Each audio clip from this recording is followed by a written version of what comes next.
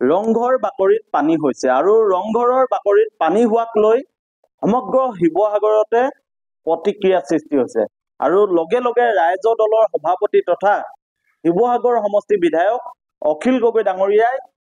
প্ৰতিক্ৰিয়া ব্যক্ত কৰিছে তেওঁ দুখ প্ৰকাশ কৰিছে আৰু অখিল গগৈ ডাঙৰীয়াৰ নিৰ্দেশ মৰ্মে আপোনালোকে চাওক আমি দৃশ্যসমূহ দেখাই আছো অখিল গগৈ ডাঙৰীয়াৰ নিৰ্দেশ মৰ্মে শিৱসাগৰৰ যি ৰংঘৰৰ বাকৰিত পানী হৈছে এই পানী সফা কৰিবৰ বাবে ৰাইজ দলৰ কৰ্মীসকলে উঠি পৰি লাগিছে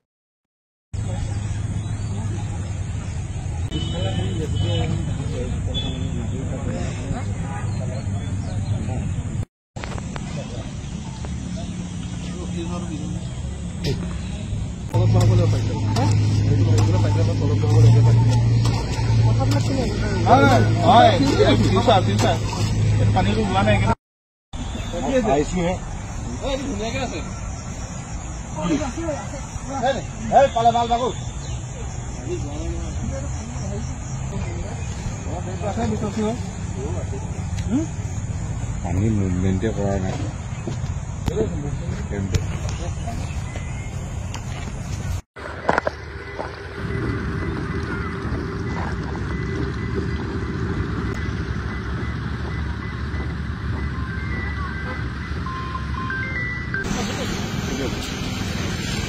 চলি আছে নেকি এতিয়া ইয়াত লগাব নেকি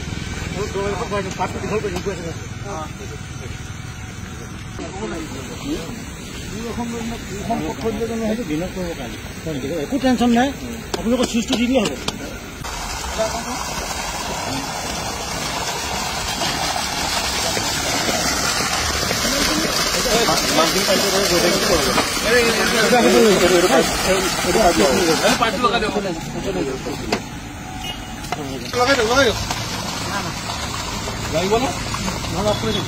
নালাগে